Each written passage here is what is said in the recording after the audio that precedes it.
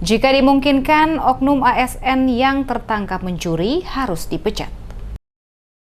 Penjabat Wali Kota Ambon, Baduin Watimena, perintahkan tindak tegas hingga proses pemecatan oknum aparatur sipil negara atau ASN yang tertangkap melakukan aksi pencurian uang tunai di ruangan Sekwan DPRD Kota Ambon beberapa waktu lalu. Penegasan ini disampaikan Watimena saat ditanya wartawan terkait sikap yang akan diambil selaku penjabat Wali Kota Ambon. Dikatakannya, kepada oknum ASN tersebut harus diproses hukum yang seberat-beratnya dan jika dimungkinkan maka dilakukan pemecatan. Dikatakan Watimena, tindakan yang dilakukan oleh oknum ASN tersebut adalah contoh yang tidak baik dan tidak selayaknya dilakukan oleh seorang aparatur sipil negara. Oleh karena itu, kepada aparat penegak hukum diminta memproses sesuai aturan dan ketentuan hukum yang berlaku. Sementara pemerintah Kota Ambon lewat Badan Kepegawaian dan Pengembangan Sumber Daya Manusia atau BPKPSDM Kota Ambon akan memproses yang bersangkutan sesuai tingkat pelanggaran yang dilakukan dan jika dimungkinkan maka akan dilakukan proses pemecatan selaku ASN.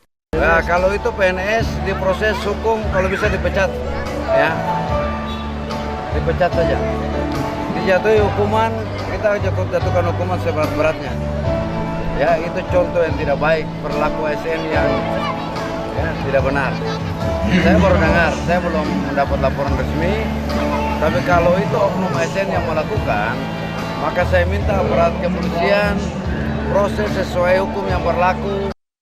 Seperti diketahui, Polresta Pulau Ambon dan Pulau-Pulau Lease berhasil mengungkap kasus dugaan pencurian uang tunai senilai 117 juta rupiah di kantor DPRD Kota Ambon yang melibatkan seorang oknum pegawai negeri sipil berinisial ASL. Di mana aksi pencurian ini terjadi di ruangan Sekretaris DPRD Kota Ambon dan bagian keuangan, di mana berdasarkan laporan yang diterima pihak kepolisian, selanjutnya dilakukan penyelidikan dan sejumlah orang juga telah dimintai keterangan. Akhirnya pelaku diketahui berinisial ASL merupakan PNS. Dari tangan pelaku, kepolisian berhasil menyita 1 unit sepeda motor yang dibeli pelaku seharga 17,5 juta rupiah dengan uang hasil curian dan sisa uang hasil curian 72,5 juta rupiah juga diamankan oleh pihak kepolisian.